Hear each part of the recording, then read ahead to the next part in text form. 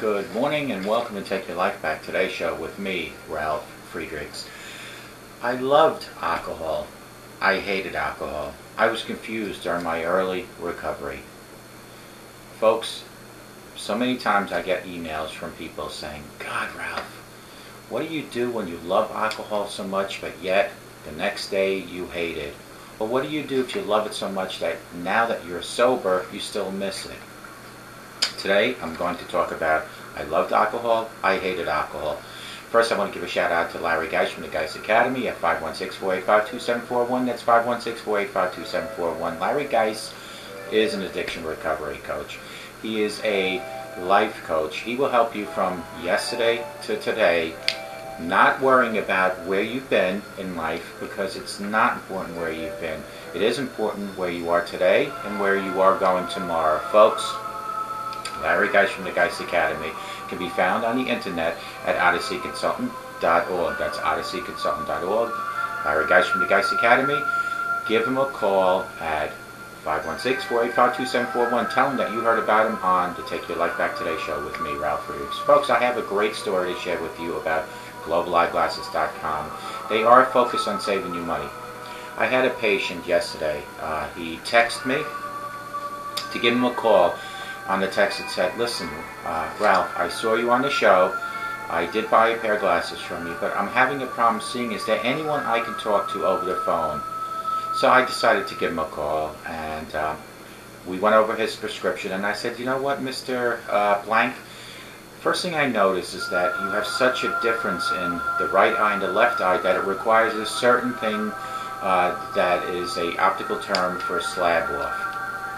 Now, slab off is like a prism. What it does, it takes one eye that has a lower prescription with one eye that has a higher and balances, so they're not so off balance.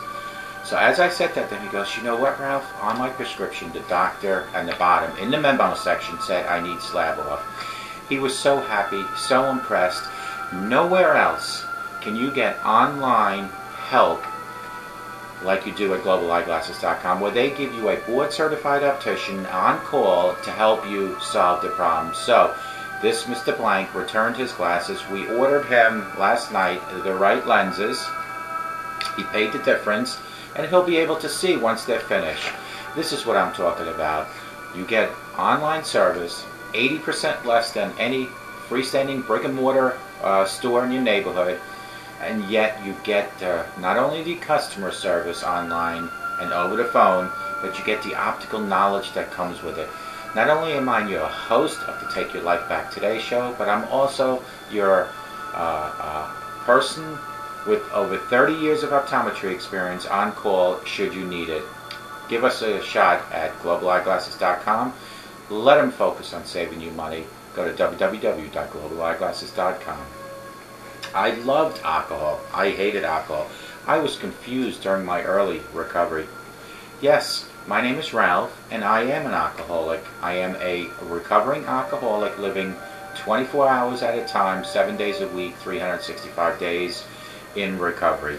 Okay, so that probably didn't really get your attention since this show is all about that subject anyway, right? Let me say it another way, and note that I will use past tense on this. I loved alcohol. I loved the way it made me feel. I loved to hold it in my stomach after I drank it. I loved to buy it. It made me look forward to doing it each and every day. I loved to smell it, knowing how it would make me feel each and every day. I loved to talk about it. I loved alcohol so much. I loved alcohol, unfortunately, more than myself or anyone I loved so dearly. Here are 10 reasons why I loved alcohol. I loved it for the effect. Many people drink alcohol for the effect that alcohol has on the central nervous system. It is both a depressant and a stimulant, and drinking can result in feeling of euphoria, disorientation, and pleasurable release of tension. I loved alcohol for the effect. I hated alcohol for the after effect. Number 2, I loved alcohol for the curiosity. People may drink simply to experiment with alcohol and judge whether or not drinking is for them. I love for the curiosity, and I did find my curiosity was filled each and every time I had my vodka because it was for me at the time. It took me away from my daily problems. What it didn't do is eliminate those problems. Number 3, I loved alcohol as a reaction to the social environment. We've all probably experienced some type of peer pressure in our lives. In fact, almost everyone wants to fit in.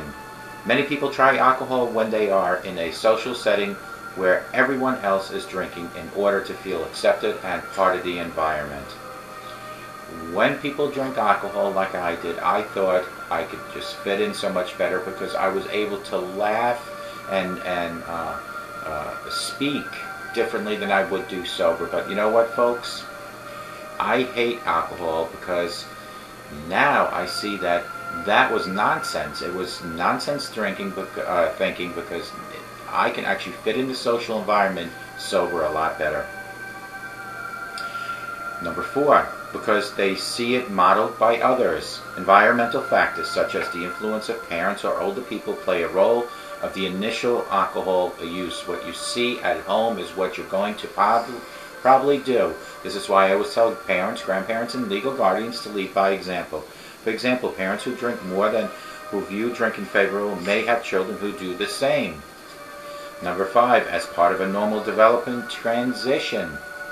Adolescents who are in the progress of puberty, sexual maturation, and who experience more independence and freedom may drink alcohol as part of a dramatic physical, emotional, and social change of adolescence. In other words, drinking is a part of their self-exploration. Likewise, young people in college or in university may drink alcohol during this time transition to adulthood in order to explore their own values and beliefs. Number 6, to relieve stress is another reason I loved alcohol. Some new drinkers may use alcohol as a way to escape or cope with problems. Alcohol may temporarily relieve stress and focus attention elsewhere, but problems remain well after you stop drinking. It does relieve the stress because it takes you to another place. As soon as you come off that high, that stress is still there, folks. Now that I've been sober, I'm able to deal with stress so much easier, so much better. I don't need alcohol and or drugs for that. Number 7, as a result of personality characteristics. People who start drinking early often share their similar personality characteristics. These characteristics include aggressiveness, anxiousness, depression, difficulty avoiding harm or harmful situations, disinhibition, disruptivity, hyperactivity, rebelliousness, thrill-seeking, and withdrawn. Number 8, because it is culturally normalized. Today, alcohol is widely available and aggressively promoted through TV, film, radio, ads, and the internet. The normalization makes an alcohol use social, acceptable, and normal, especially in the countries or places where drinking is a part of life, like Ireland, Germany. Why do Irish drink so much? Why do Germans drink so much? This is a culture, for example, has drinking ingrained into the masses. Number 9, because they expect a good experience. People who expect drinking to be a pleasurable experience are more likely to drink than people who do not expect that. I can tell you, after being sober for a few years now, that drinking or drugging is not pleasurable at all. So the expectation that alcohol will be fun and enjoyable might actually cause a person to start drinking. Number 10, because it is accessible. Huge one. Alcohol is pretty easy to get to, even for teens. Yes, we have laws in the country of 21 or above. Family and friends are primary sources of alcohol for kids who drink, whether knowingly or unwillingly. Because they leave it in their house, they buy it for them. Local alcohol retailers may also accept fake IDs for underage drinkers. So relatively speaking, and in comparison with other illicit activities, alcohol is accessible by most teens. I also liked it because I like to hide it. I like to drink it. late at night when everyone was asleep. I liked wine that was concealed in the box. I liked to have few beers while I got ready for a party. I drank before I drank, you could say. Yeah, those were the days. Those were the fun days. I was okay with all that. I was okay with justifying anything that revolved around alcohol. I was okay that I ran for the bar at every party. I couldn't wait to get to a party or to any function knowing that there would be an open bar. I was okay that I had to have wine with steak, beer with steak, beer with burgers, and vodka tonics with Mexican food. I was okay with all that. With that said, I hated waking up in the morning and not remembering the last hours of the previous night.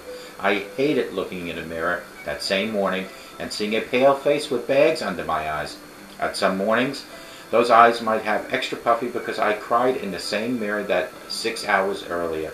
I hated the damn mirror. So there you have it. I loved it, I liked it, I was okay with it, I hated it. That was my ride with alcohol. I say was, with hopes that I can run from that ride. And I have been running from that ride. If it catches up with me, that ride will ruin my life, so I don't let it catch up with me. There is no doubt about that. Never ever will that ride catch up with me. I am blessed that I can run from this problem with people who love me. I am blessed that I can do a show daily and have people watch that can relate to me. I am blessed to look in the mirror and see color in my skin, and those bags are gone. White in my eyes. I am so blessed to not have cried in the face looking in the mirror the night before. I am thankful that I can write for this show and then broadcast it to you, into your living room, your kitchen, your wherever you might be. You might be in a nursing home, jail, or a homeless shelter. I am thankful that I stopped drinking at the age of 52. I am thankful that or was it 51? 51 or 52. I am thankful that I have a family that loves me so much. I am thankful for my memory. You see, I have awesome things that go on around me. And it's nice to keep those awesome things from being blacked out due to my ride with alcoholism. I am not sure if alcohol is a disease, a mental disorder, or what, but I do believe it is a disease. But I also believe that it is inflicted upon your youngsters due to the parents, grandparents, or legal guardians not setting the right example. All I know is that I, Ralf Friedrichs, have an allergy to it. I refuse to be ashamed of that. It is what it is. I will say this: I will no longer dance with my addiction. Let me rephrase that. I hope and I pray that I will no longer dance with my addiction. I'm worth more, and I'm worth not to do it. I loved alcohol. I hated alcohol. I was confused during early recovery. These are 10 things that why I love the alcohol. I'm an alcoholic, as everyone knows that watches my show religiously. Okay, so that probably didn't really get your attention, since this show is about alcoholism, about drug addiction, about peer pressure, about self-esteem, about depression. Let me say it another way, the note that I will use in the past tense. I loved alcohol, I loved the way it made me feel. I loved to hold it, I loved to buy it, I loved to smell it. Here are 10 reasons why I loved alcohol. Number 1 was for the effect. Number 2 was out of the curiosity of how I would feel and how much I could drink. Number 3 is as a reaction to social environment. Number 4, because they see it, because I saw it modeled by others when I was younger.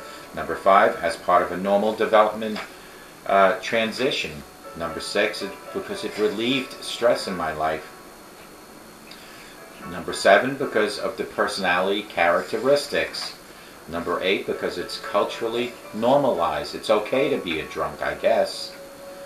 Because number 9, because they expect a good experience. And number 10, because it is accessible. I also like to hide it. I like to drink it late at night when everyone was asleep. I was a closet drinker.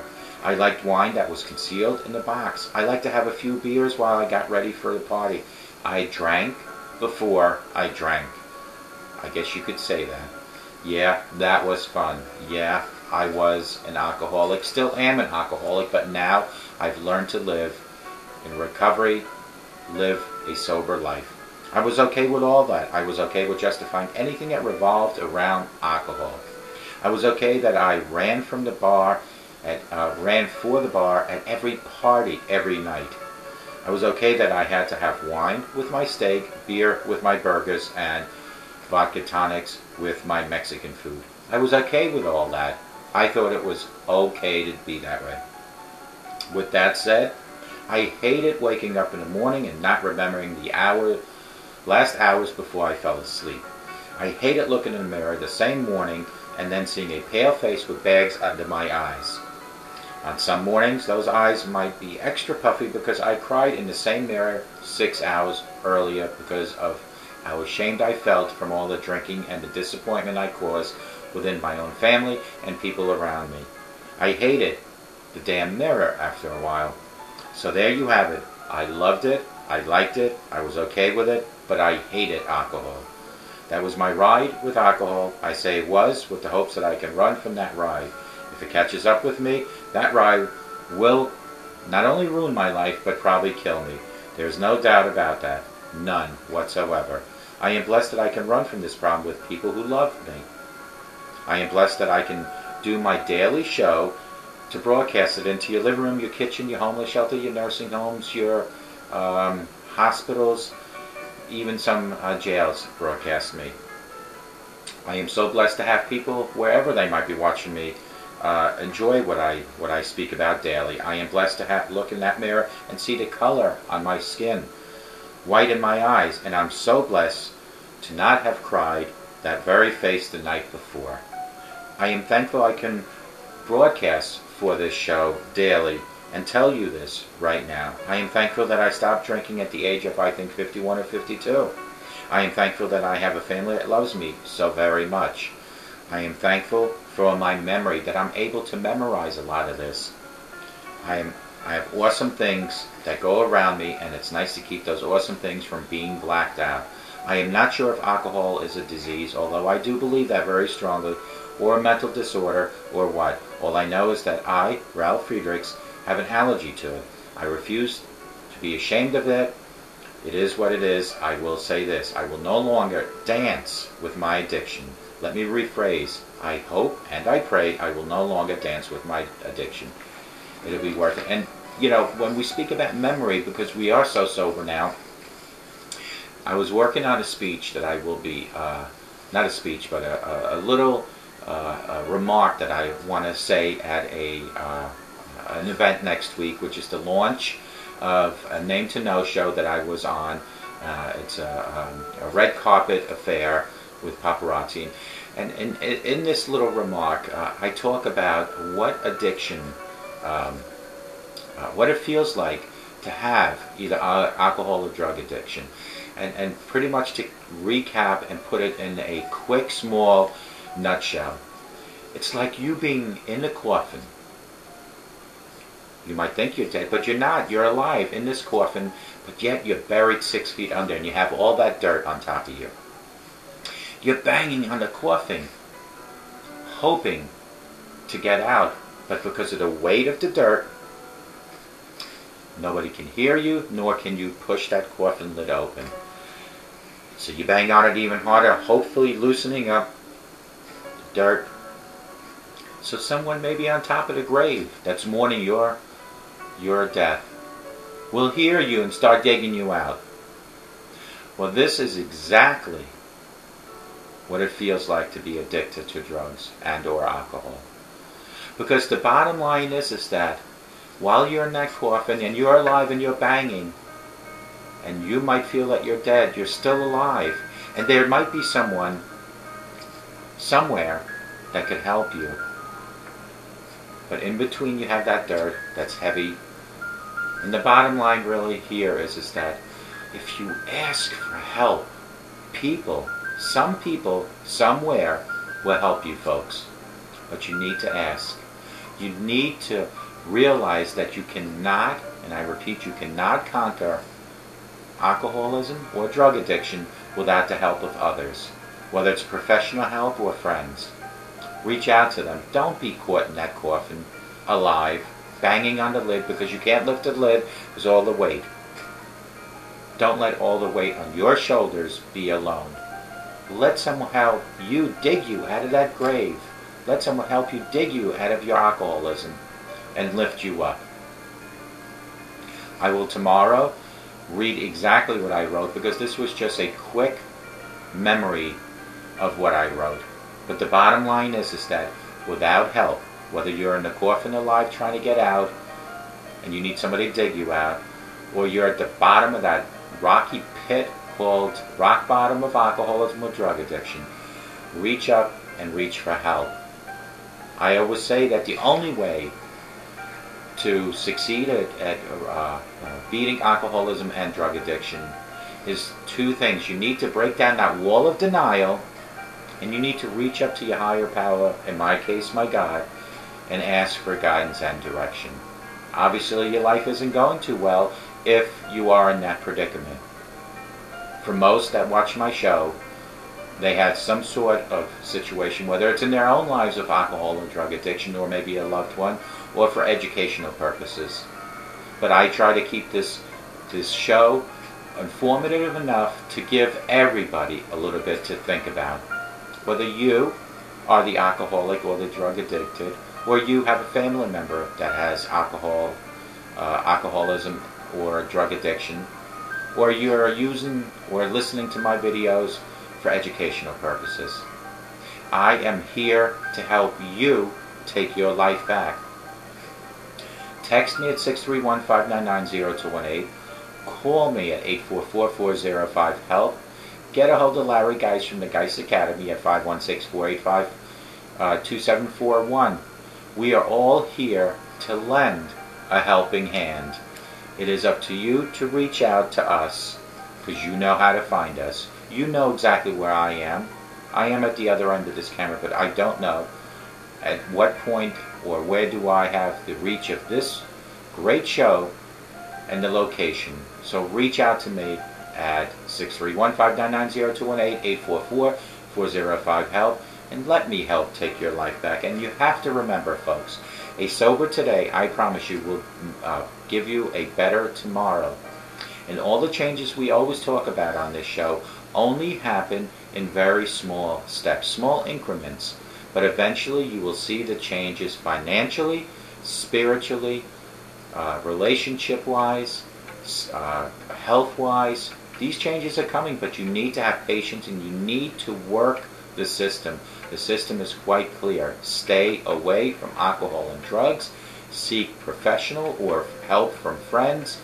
Let people like myself and Larry Geis be your crutch, and let me help take your life back. I hope to God, no matter where you are watching me right now, that you have the best day of your life. But I hope and I pray each and every day that everyone in my audience has a great day, but more importantly, a sober rest of their life. And may God bless you.